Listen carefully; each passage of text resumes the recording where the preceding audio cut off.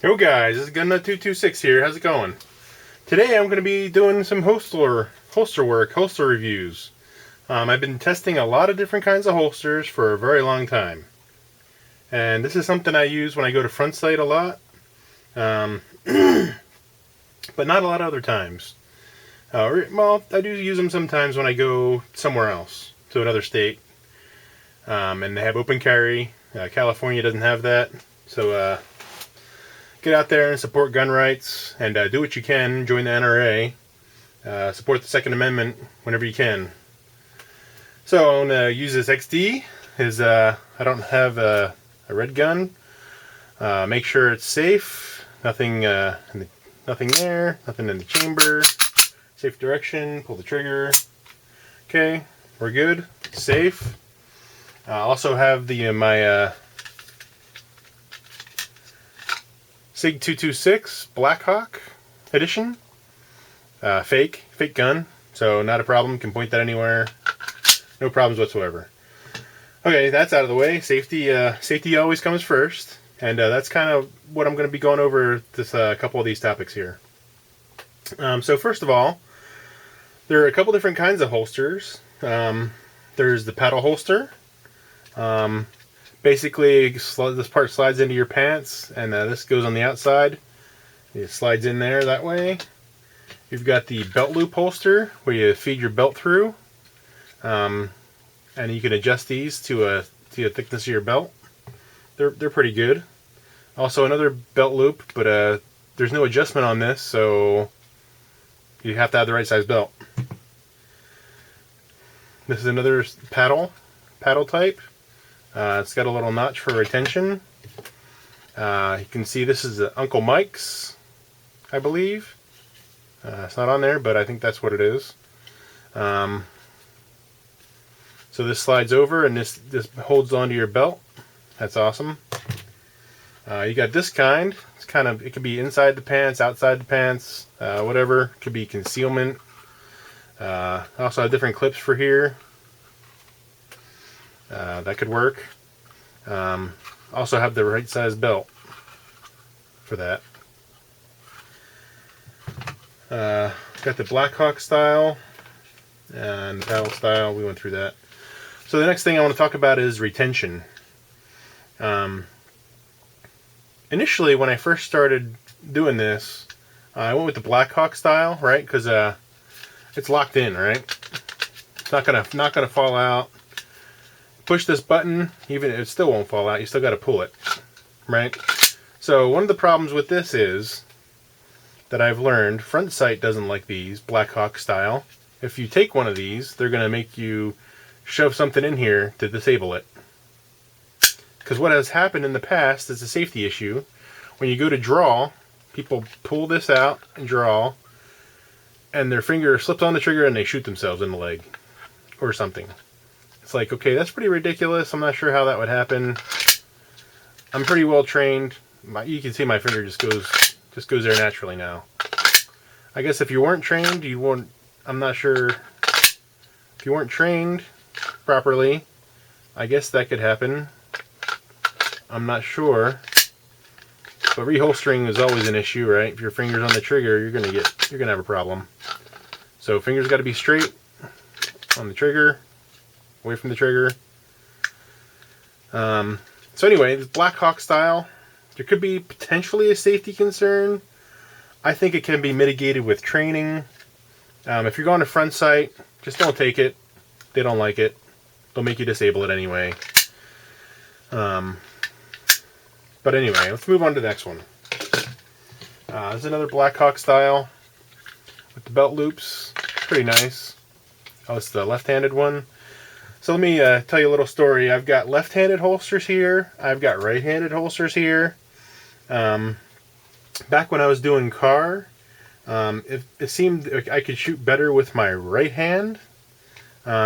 Just the way that you had to hold the weapon.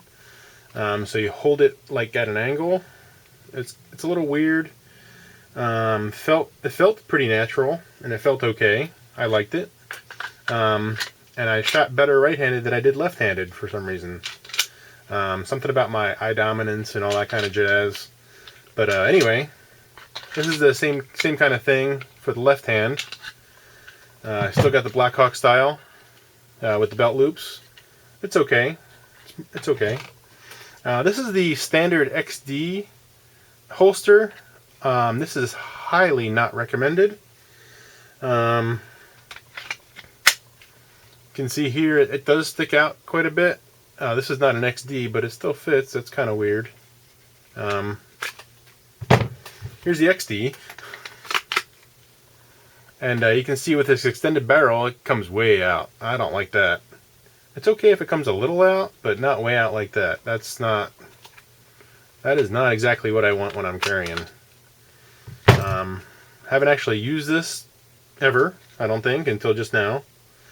I adjusted it a little bit before to adjust the tensioner, and you better be careful with that.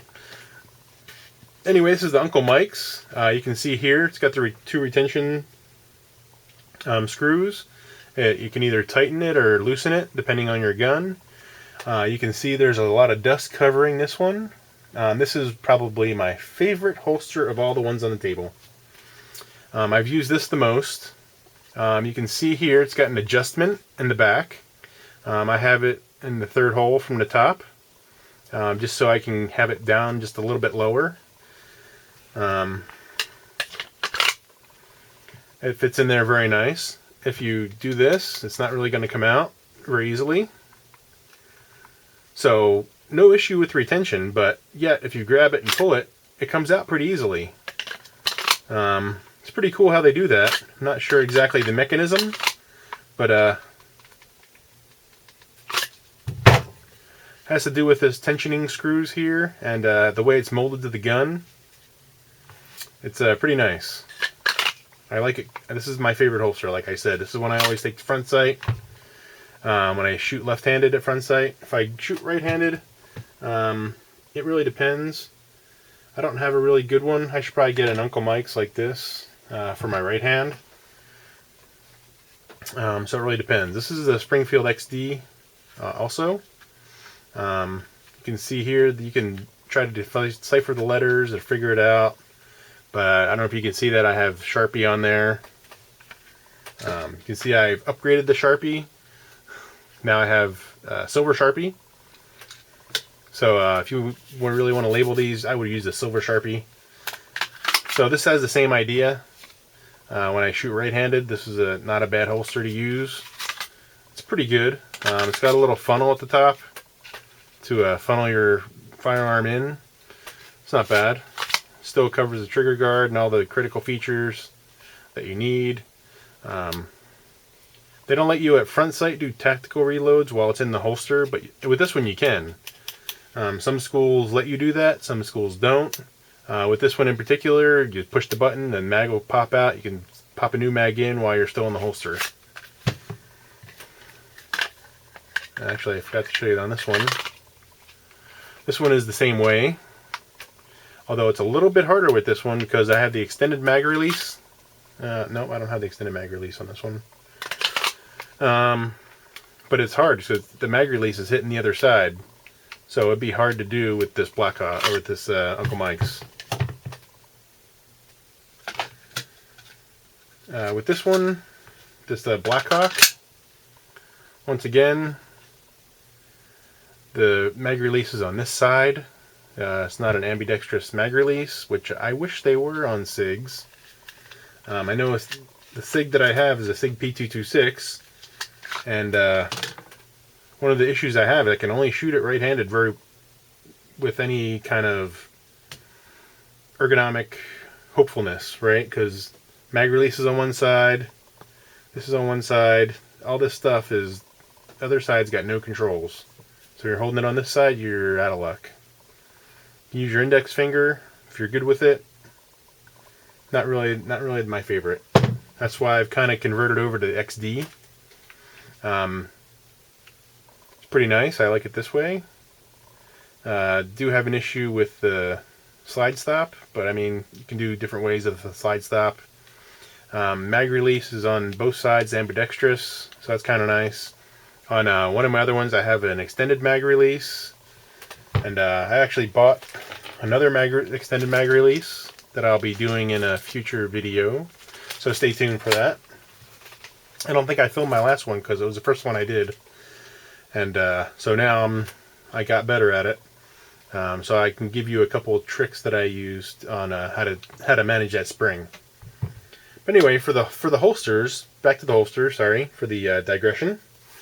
Here's another type of holster. I think it's this one. So for the SIG, no, not the SIG. Not the XD. Must be for one of my other, might be like a 1911, it's pretty thin. I'm not sure. Maybe my car. Anyway, this is a good holster. You can go inside the waistband, you can go outside the waistband. These clips are reversible. I also have other clips that you can, it's like a tuckable holster where you can tuck your shirt in, and you can, if the clips are on the outside, then the clips will be on your belt, and that's all you'd see. That's pretty good. And this is a pretty good holster. There's a retention right here. I forget who exactly made this one, but it was a custom one. And I thought I think I wore it for a little bit, and then I was like, yep, I'm done. Not gonna wear that anymore. So anyway, if you're going to front sight, I highly recommend Uncle Mike's with the adjustable there. And avoid the Blackhawks. Although the Blackhawks are very nice, very reliable, very dependable. They're just not for use. You can see here there's a couple different options. You can angle it and whatever. Slide it up and down. A couple of other different options. Blackhawk is this is the box that came with it. There's a couple little accessories. It's a Serpa concealment holster. So, if you guys have any more questions about holsters, I have a whole mess of holsters that I could go through.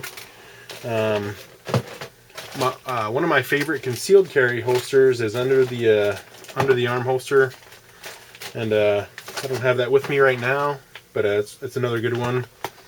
You got Blade Tech holster. Yo guys, Gunman 226 here again. Sorry about that, my battery died. I'm just gonna go through some couple other holster options. Like I said, the Fobus before, the paddle holster is a good one. Also got this Fobus and the belt loop holster. Another little tension adjuster there. I think I showed the Blade Tech before. They're pretty nice. I was gonna say Uncle Mike's. I really like the Uncle Mike's holster line. When I first started carrying my Taurus 85 back in the 90s, this is probably the holster I used. I'm pretty sure it is Uncle Mike's. It's not the 16, it was a smaller one for revolver. Hey guys, Gunman226 here. Sorry about that, my battery died. And just gonna look through some other options. Here's the Uncle Mike's holster. I used to start carrying this when I was in the 90s. Not this particular holster, but I had a smaller one with the Taurus 85. I had a review on that gun, the Taurus 85, the first gun I ever had in the 90s, that I carried in the middle of my back with an Uncle Mike's. That was really awesome. From there, I upgraded to a shoulder holster. I tried a couple different kinds. I think I eventually went with the leather one. I forget the brand, but I know the Galcos are very nice. A little pricey, but they're worth it. They last. Unless you can get away with one of these. I'm in on the winter climates. I know when I lived in Pennsylvania, I could have used this outside the waistband in the winter. Do like a base shirt tucked in, and then like a flannel over it, and then a jacket on top. And you'll keep the concealment inside, outside. Take your jacket off. It'll be okay. Should be alright. So it's a couple different options. I mean, there's all kinds of holsters out there. Different things you can do. Maybe I'll do another video in the future and do some concealment holsters. I got this a while back from Deep Conceal. It's pretty interesting. There's a bunch of holsters out there, so anyway, this is what works for me. If you're going to front sight, like I said before, go with something that doesn't have a trigger guard on it, like the Blackhawk. They'll just make you disable it. They don't like it so much. And the retention in this is really good. So Uncle Mike's is the way to go. Highly recommend it. If I can find one online, I'll let you guys know where it is, and I'll put it in the notes below. But other than that, please subscribe, and thanks for watching. Till next time.